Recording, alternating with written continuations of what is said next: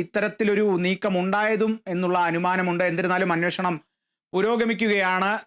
ഈ ഒരു അന്വേഷണത്തിൽ ഈ ഒരു ആക്രമണത്തിൽ മരിച്ചവരുടെ മൃതദേഹങ്ങൾ അടക്കം അതാത് സംസ്ഥാനങ്ങളിലേക്ക് അയക്കുന്ന പ്രക്രിയകളും നടന്നുകൊണ്ടിരിക്കുന്നു.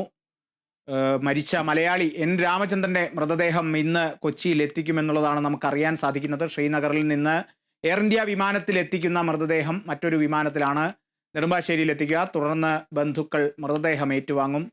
വിജിത ചേരുന്നു വിവരങ്ങളുമായി. വിജിത, ഈ ഒരു അവധിക്കാലം ആഘോഷിക്കാനായി ജമ്മുവിലേക്ക് പുറപ്പെട്ടതാണ് ഈ ഒരു എൻ രാമചന്ദ്രനും കുടുംബവും. എന്നാൽ ഈ രാമചന്ദ്രൻ തിരിച്ചെത്തുന്നത് യശശരീരനായിട്ടാണ്. എപ്പോഴത്തേക്കാണ് ഈ ഒരു മൃതദേഹം നെടുമ്പാശ്ശേരിയിൽ എത്തുക? കാളിദാസ് സൂചിപ്പിച്ചതുപോലെ തന്നെ ഞാനിപ്പോൾ ഈ രാമചന്ദ്രന്റെ വീടിന്റെ ഒരു ഭാഗത്തായിട്ടാണ് നിൽക്കുന്നത്. ഇവിടെ കുടുംബക്കാരെല്ലാം എത്തുന്നതേയുള്ളൂ, അടുത്ത കുടുംബക്കാരെല്ലാം തന്നെ എത്തുന്നതേയുള്ളൂ. എന്തായാലും പ്രദേശവാസികളും അതുപോലെ തന്നെ നാട്ടുകാരുമെല്ലാം സുഹൃത്തുക്കളുമെല്ലാം തന്നെ കൃത്യമായി രാവിലെ തന്നെ ഇവിടെ എത്തി കാര്യങ്ങളെല്ലാം തന്നെ വീട്ടിലെ കാര്യങ്ങളെല്ലാം ചെയ്യുന്നുണ്ട്. അതേപോലെ തന്നെ വീട്ടിൽ എത്തി ഇവരെ ആശ്വസിപ്പിക്കുന്ന രീതിയിലേക്കെല്ലാം തന്നെ എത്തിക്കൊണ്ടിരിക്കുന്നുണ്ട്. എന്തായാലും ഇപ്പോൾ നമ്മുടെ കൂടെ ഈ ഒരു പ്രദേശത്തെ കൗൺസിലർ ശാന്ത വിജയൻ ചേരുന്നുണ്ട്. നമുക്ക് ചോദിക്കാം, എങ്ങനെയായിരുന്നു ആള് ഈ പ്രദേശത്തൊക്കെ എല്ലാ കാര്യങ്ങൾക്കും നിന്നിട്ടുള്ള അല്ലെങ്കിൽ എല്ലാ കാര്യങ്ങൾക്കും ഒരു പൊതുപ്രവർത്തകനാണ് എന്നെല്ലാം കേട്ടിട്ടുണ്ട്. ഇവര് ചെറുപ്പം മുതൽ തന്നെ RSSുമായിട്ടും BJP ആയിട്ടും ഒക്കെ നല്ല രീതിയിൽ പ്രവർത്തിച്ചു വരുന്ന ഒരു വ്യക്തിയാണ്. അതുകൂടാതെ നമ്മുടെ എടപ്പള്ളി സെൻട്രൽ NSS കരയോഗത്തിലെ ആക്റ്റീവ് മെമ്പറും ഒക്കെയാണ്, അവരും ഫാമിലിയും ഒക്കെ. അപ്പോൾ ഇവിടെ നേരത്തെ ഗൾഫിലായിരുന്നു ജോലിയൊക്കെ. അത് കഴിഞ്ഞ് ഇവിടെ വന്ന് സെറ്റിലായിട്ട് ഏകദേശം ഒരു 5-6 വർഷമേ ആയിട്ടുള്ളൂ. ഇവിടെ വൈഫും ഹസ്ബൻഡ് വൈഫാണ് താമസിച്ചിരുന്നത്, രാമചന്ദ്രനും ഭാര്യശീല്. അവർക്ക് 2 കുട്ടികളാണ്, മോനും മോളും. മോന് ബാംഗ്ലൂരിലാണ്, മോള് ദുബായിലാണ്. അപ്പോൾ ഈ വെക്കേഷന് മോളും കുട്ടികളും വന്നിട്ടുണ്ടായിരുന്നു. അപ്പോൾ അവരും രാമചന്ദ്രനും ഷീലയും ഒക്കെ കൂടെ ജസ്റ്റ് ഒരു ഔട്ടിങ്, ഒരു വെക്കേഷൻ അവധി ചെലവഴിക്കാനായിട്ട് കാശ്മീരിലേക്ക് മിഞ്ഞാന്ന് കാലത്താണ് ഇവിടുന്ന് പോയത്. പക്ഷേ അവിചാരിതമായി അവിടെ സംഭവിച്ച ഈ ഭീകരാക്രമണത്തിൽ നമ്മൾക്ക് പ്രിയപ്പെട്ട രാമചന്ദ്രനും വെടിയേറ്റ് നമ്മളെ വിട്ടുപോയി എന്നുള്ളത് വളരെ ദുഃഖകരമായൊരു കാര്യമാണ്. കാരണം നമ്മളാരും ഇത് പ്രതീക്ഷിക്കുന്നില്ലല്ലോ. ഒരു എൻജോയ്മെൻറ്റിന് വേണ്ടി പുറത്തു പോയപ്പോൾ അവിടെ ഇങ്ങനെ ഒരു സംഭവം നടന്നുകൊണ്ട് ജീവൻ വെടിയേണ്ടി വരുന്നുള്ളത്, അത് മോളുടെ കണ്ണിൻ്റെ മുന്നിൽ വെച്ചിട്ട് അച്ഛന് വെടിയേൽക്കേണ്ടി വരുമ്പോൾ ആ മോളുടെ മാനസികാവസ്ഥയും ഒക്കെ ഒന്ന് നമുക്ക് ആലോചിച്ചാൽ അറിയാം. ഇതുകൂടാതെ ഒത്തിരി പേർക്ക് ജീവൻ വെടിയേണ്ടി വന്നു ഈ ഭീകരാക്രമണത്തിൽ. എല്ലാവരുടെ കേസിലും ഇതുപോലെ തന്നെയാണ്. എല്ലാം ആണുങ്ങളെ തേടി പിടിച്ചാണ് കൂടുതലും എല്ലാം വെടിവെച്ചിരിക്കുന്നത്. അപ്പോൾ അവരുടെയൊക്കെ എല്ലാവരുടെയും ദുഃഖത്തിൽ നമ്മൾ പങ്കുചേരുന്നു. അടുത്തുള്ള ബന്ധുക്കളൊക്കെ ഇപ്പോൾ എത്തിത്തുടങ്ങിയിട്ടുണ്ടോ? എന്താണ് നിലവിലെ ഇവരുടെ ചേട്ടൻ മിഞ്ഞാന്ന് വൈകിട്ട് രാത്രി ഫ്ലൈറ്റിനാണ്, അവരുടെ മോൻ അമേരിക്കയിലാണ്, അങ്ങോട്ടേക്ക് ചേട്ടനും വൈഫും പോയത്. പിന്നെ അവരുടെ സിസ്റ്റർ ഒരാളുള്ളത് ഇവിടെ വന്നിട്ട്. പിന്നെ ഈ ഷീലയുടെ, രാമചന്ദ്രൻ്റെ വൈഫ് ഷീലയുടെ ചേച്ചി, ഹസ്ബൻഡ്, പിന്നെ ഒരു ചേച്ചിയുടെ ഹസ്ബൻഡ്, അവരൊക്കെ തൃപ്പൂണിത്തറയിലായിരുന്നു. അവരെല്ലാവരും ഇപ്പോൾ ഇവിടെ വന്നിട്ടുണ്ട്.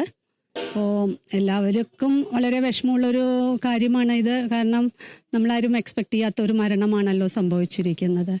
എന്തായാലും നമ്മുടെ രാജ്യത്തിൽ നമ്മൾക്കൊന്നും സുരക്ഷിതമല്ല എന്ന് ഒരിക്കൽ കൂടെ ഓർമ്മിപ്പിച്ചും കൊണ്ടാണ് കാശ്മീരിലെ ഈ ഭീകരാക്രമണം വീണ്ടും നടന്നിരിക്കുന്നത്.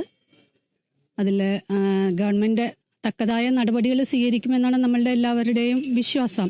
കാരണം ഇനി ഒരിക്കലും ഇത്തരം ഒരു മരണം ആർക്കും തന്നെ സംഭവിക്കാൻ പാടില്ല എന്ന് നമ്മളെല്ലാം ആഗ്രഹിക്കുന്നുണ്ട്.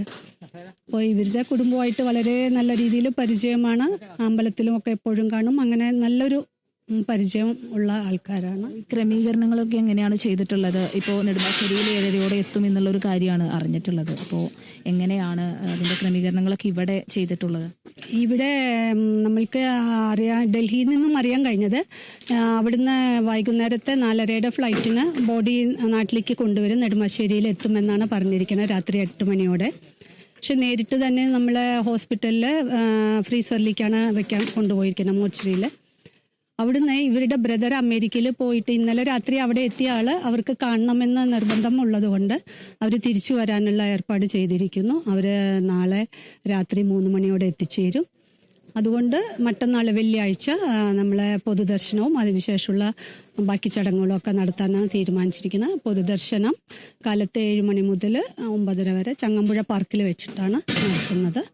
അതിനുശേഷം ബോഡി വീട്ടിൽ കൊണ്ടുവരും. ഇവിടെ മങ്ങാട്ട് റോഡിലുള്ള നിരഞ്ജനം എന്ന് പറയുന്ന വീട്ടിൽ കൊണ്ടുവന്ന് നമ്മളുടെ NSSൻ്റെതായ ആ ചടങ്ങുകളിലൊക്കെ നടത്തി കഴിഞ്ഞിട്ട് എടപ്പള്ളി ശ്മശാനത്തിൽ 12 മണിയോടെ സംസ്കാരം നടത്തുമെന്നാണ് ഇപ്പോൾ തീരുമാനിച്ചിട്ടുള്ള കാര്യങ്ങളൊക്കെ. ഓക്കെ. എന്തായാലും നമ്മുടെ അടുത്ത് ഇപ്പോൾ പ്രതികരിച്ചിട്ടുണ്ടായിരുന്നത് ഈ പ്രദേശത്തെ കൗൺസിലറാണ്. എല്ലാവരും ഒരുപോലെ തന്നെ സങ്കടത്തിലും വിഷമത്തിലുമാണ് എന്നുള്ളത് തന്നെയാണ് ഇവിടെ വന്നിട്ട് നമുക്ക് മനസ്സിലാക്കാൻ സാധിക്കുന്നത്. ഈ രാമചന്ദ്രനുമായി ബന്ധമുള്ള എല്ലാവരും ഇവിടെ എത്തിയിട്ടുണ്ട്. പ്രദേശവാസികളാണെങ്കിലും സുഹൃത്തുക്കളാണെങ്കിലും ഒക്കെ വീട്ടിലെ ഓരോ കാര്യത്തിനും മുന്നിൽ തന്നെ ഉണ്ട്. എന്തായാലും വളരെ വിഷമമുള്ള കാര്യം തന്നെയാണ്. 8 മണിയോടുകൂടി ഇന്ന് മൃതദേഹം കൊച്ചിയിലെത്തും എന്നുള്ളതാണ് ഞാൻ മനസ്സിലാക്കുന്നത്. അതിനുശേഷം റിനൈ ഹോസ്പിറ്റലിലോട്ടാണ് നേരെ ഈ ഒരു മൃതശരീരം മോർച്ചറിയിലേക്ക് നേരെ കൊണ്ടുപോവുകയാണ്. അതിനുശേഷമാണ് നാളെ ഈ ഒരു ചങ്ങമ്പുഴ പാർക്കിലാണ് പൊതുദർശനം വെച്ചിട്ടുള്ളത്. എന്തായാലും കൂടുതൽ എല്ലാ കാര്യങ്ങളെല്ലാം നോക്കാനായിട്ട് പ്രദേശവാസികളും നാട്ടുകാരും എല്ലാം എത്തിയിട്ടുണ്ട്. ഇതെല്ലാം നാട്ടുകാരാണ്. ഈ പ്രദേശത്തുള്ള രാമചന്ദ്രൻ എന്ന് പറയുമ്പോൾ നിങ്ങൾക്ക് എല്ലാവർക്കും അത്രയും പരിചിതനായി